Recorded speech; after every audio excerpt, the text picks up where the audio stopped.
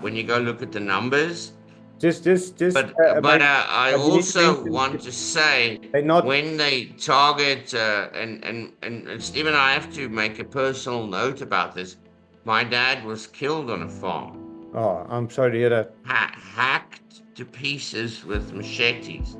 It's not something I like to talk about. Uh, so it's not like I don't know what a farm murder is like. I lost my dad to that in Pongola in Natal to a farm murder, just being hacked to pieces by five assailants, and that's not something you ever forget or get over, and I try to be unbiased and neutral in this, but it's very hard.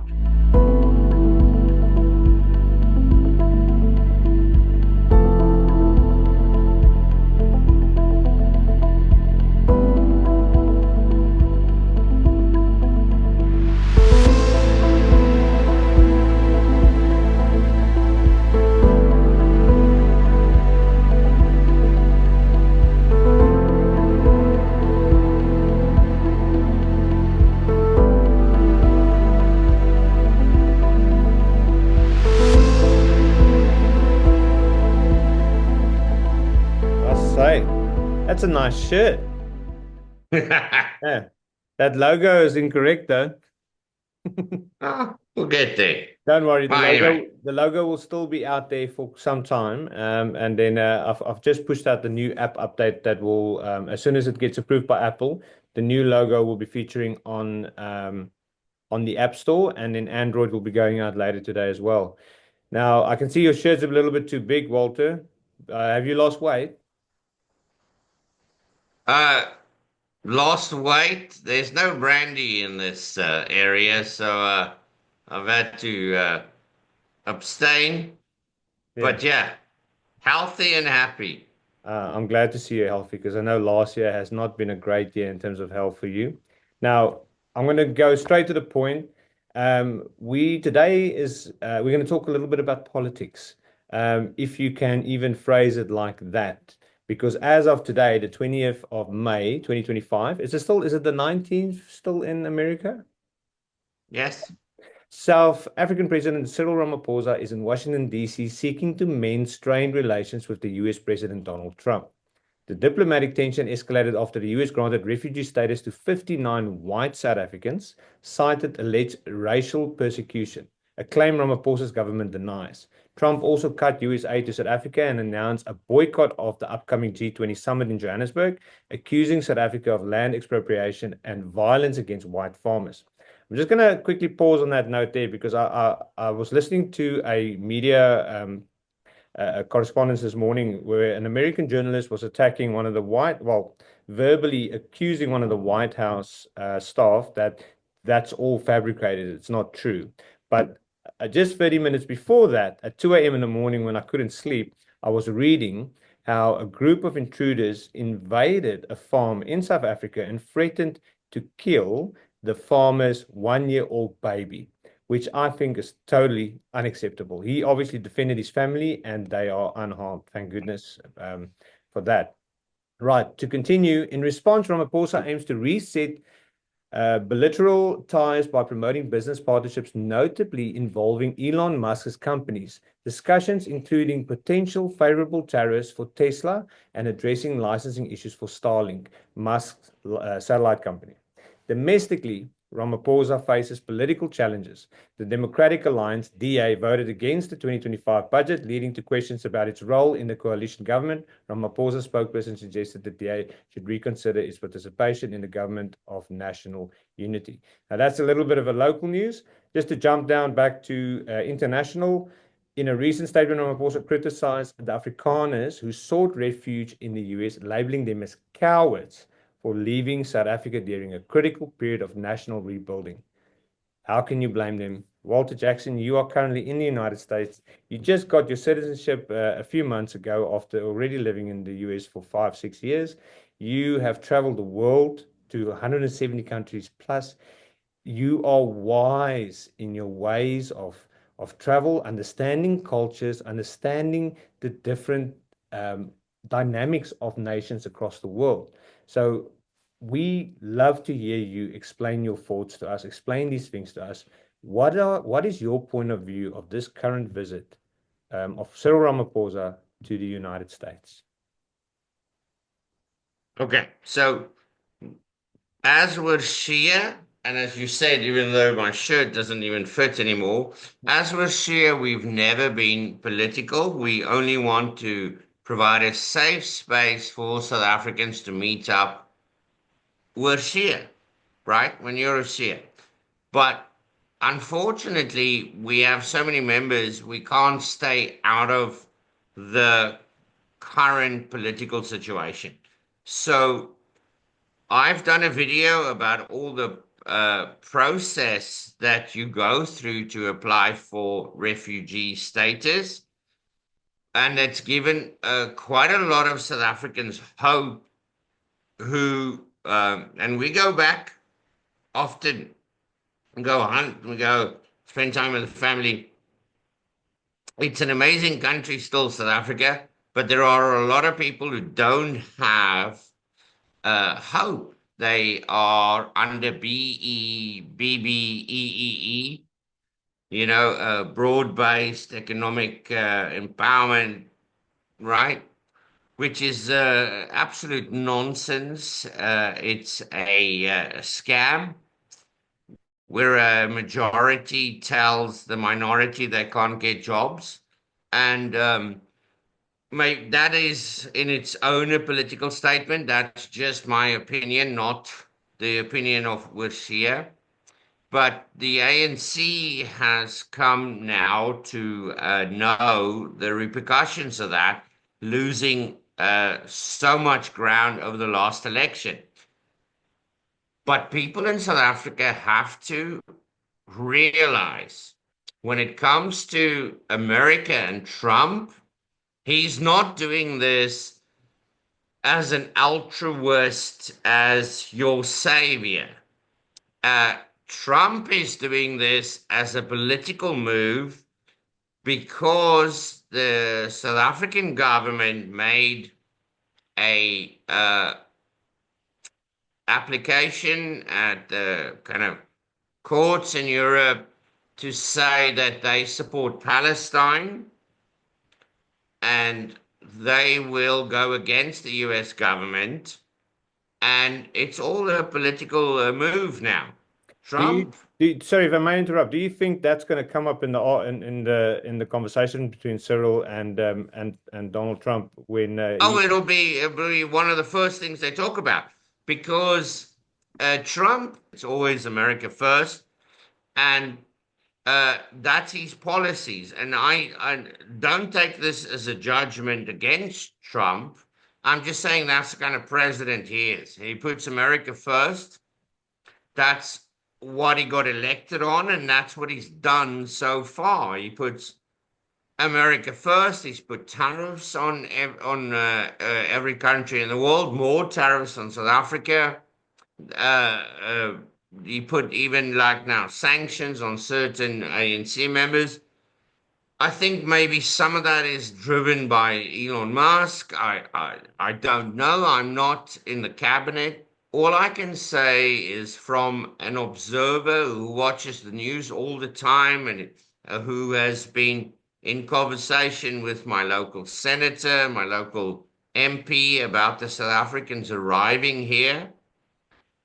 I can tell you now, that's small news. It didn't even make the main news, right? It made massive news in South Africa, but 50 immigrants arriving from South Africa didn't make the mainstream news, apart from in the liberal news where they went, why is Trump just getting white people over here, All right? right, so let me interrupt you right there. So for those people that are wondering or thinking the 59 people from South Africa was the only ones that were granted asylum, you are wrong. I believe the correct total as of this morning, a few hours ago, was 8,861 people were granted asylum under the Trump administration since he came back, since he was elected again. So just to put Yes. that out there. And again, But I just want to but the reiterate. first arrivals was a publicity stunt, right? Trump flew them over like Stephen, when you are in the US, you have laws and there are certain rules. So Trump broke all those rules, bringing those first 50 across. When you look at immigration rules, first of all refugees have been, all refugee status to the US has been stopped. So these Afrikaners were just ring fenced and said, well, I'm bringing them over. I don't care if I stop refugee status, right? So he brought those first 50 odd people over on a plane, on a state plane. Now, when you come over as a refugee, you don't come over on a US plane. There's a third party that the US uses for all refugees that gets you on a plane as a loan, and then you have to pay back that loan, that flight loan, back to that company when you come and work in the US. None of these immigrants were on that flight. They weren't on that plane. They didn't go through the system like the system that all other 8,000 people that's been granted status uh, will go through. So this was, we have to remember now, we're only talking in facts. This initial one was a publicity stunt to bring South Africans across on a plane so they could have a press conference, right? All So right. other South Africans cannot expect the same thing. You will not get a free flight. You will not get in front of the televisions and newspapers. That story is done. And it actually didn't even make the news cycle. It didn't make the big news cycle. So that means they're not going to try it again. Let me yes, I'm with you on it. Let me just interrupt you for a second. Yes, you've now said, okay, yes, it's a publicity stunt, but let me just make it clear that doesn't mean that the 59 people that came across did not need that that lifeline, which they probably did. They actually applied for it and they needed it. They were just fast tracked to the front of the line in order, like you said, to get in front of television, because they're Okay, not 59 Stephen. actors. That's my point. They actually, Now we're crossing lines here. We're like, I don't know what situation those people have been through. I mean, they must have had the worst hell of hell, maybe. I don't know. Maybe they're rich farmers who just got connection. I don't know. We don't have the documentation on their lives, right? yeah. What I'm saying is, we're only dealing in facts. There are a lot of South Africans in South Africa who live on farms, who live in fear, and Trump has addressed this specifically to say, you're being targeted because you're white. And they are. And And yeah, well, we can judge that, Stephen, but we can't do it impartially from Oorsee. no. Because if you look at the statistics, there might be 500 people killed on a farm in South Africa, and there might be 8,000 people killed in a township, right? Because it's just more violent there. People Yes, in a yes, yes. township Oh, might be okay. All able right, to right, claim right. that they're being targeted. I'm saying we can't be political about that conversation. We I can't. don't have the statistics. I don't know. We can't. All we saying from the US is I'm glad those people got out. From Yes. whatever position they were in, they're out. Just for And the maybe the just for next the sake 8,000 can get out too.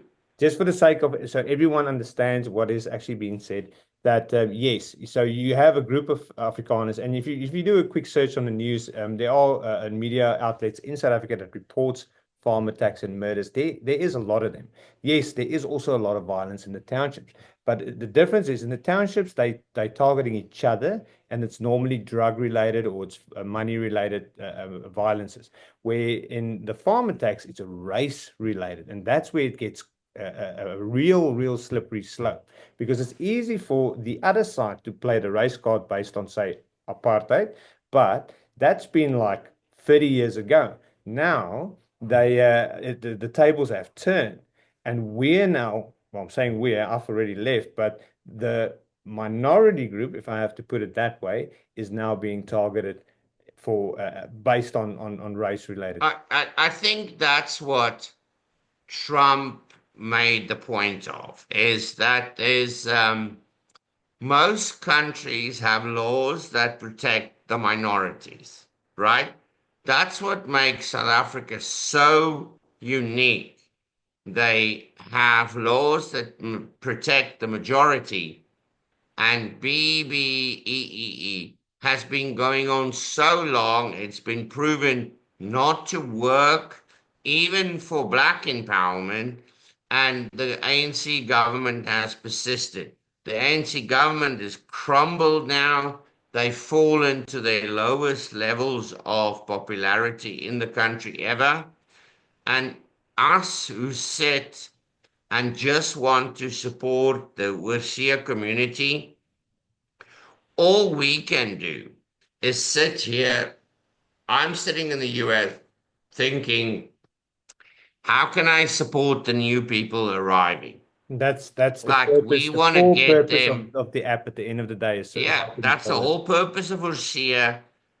Like, if you don't like where the US government places you as a refugee, contact Oorsee.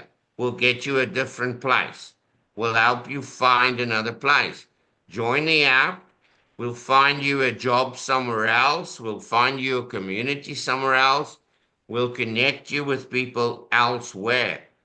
Can I Whether expand you on that? have an excuse to leave South Africa or not, like as a refugee, technically, it doesn't matter to me.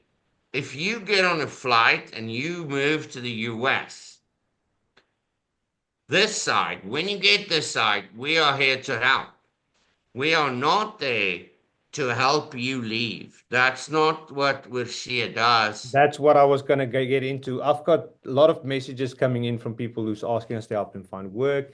Unfortunately, that is not what we're about. Yes, I have a job board API running, and every so often a sponsored work will make itself available. But Oorsee is a community app for the South Africans who's already left the country, who are on the outside. I'm very happy for people from South Africa to join the app, and there's a group made especially for you. If you have questions, we've got immigration agents and professionals, people who have written Yeah. books.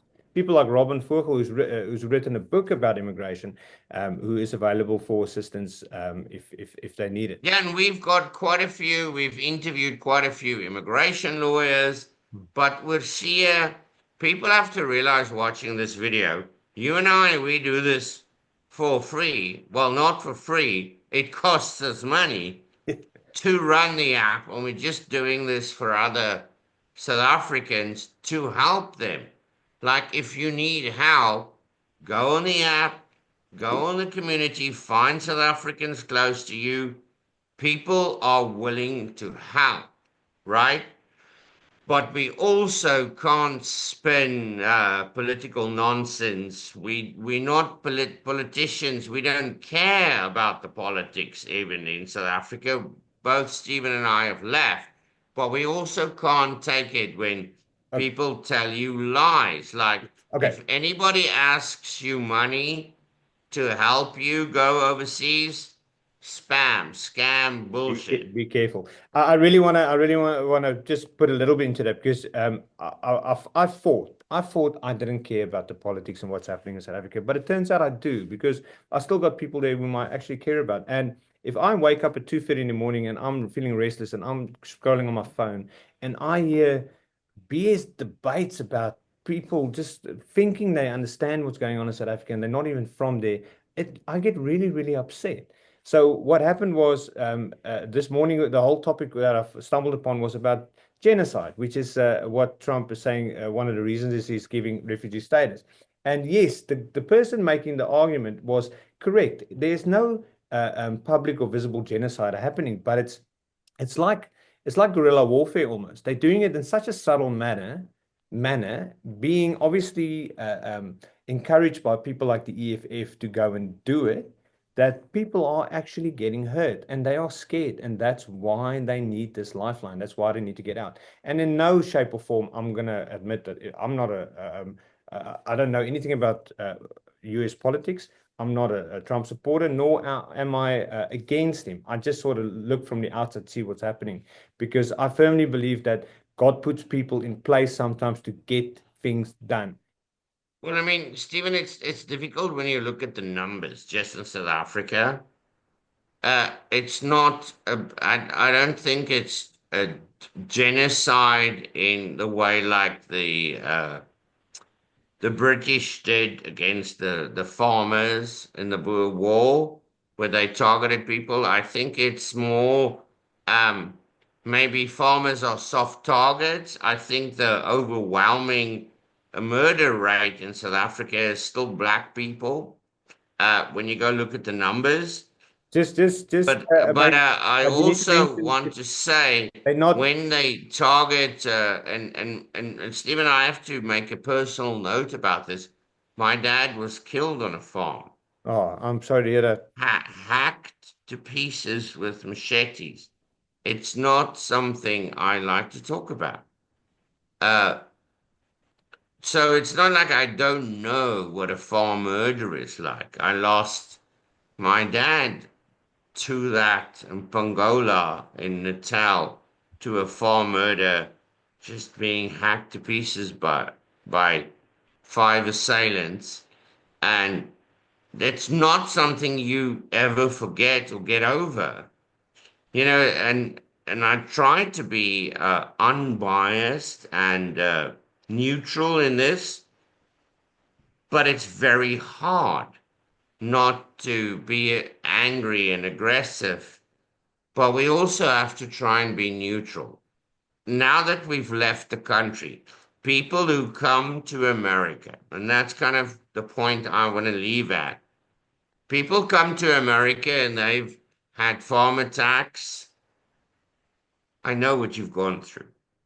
I lost my father to that, right?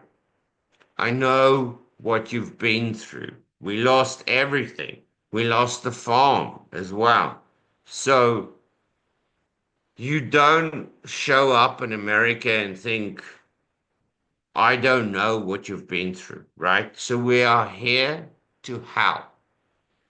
But I'm also not here to judge anybody else. We are, as an organization, as Oorsee, we have to stay outside of politics so we can help people, Stephen.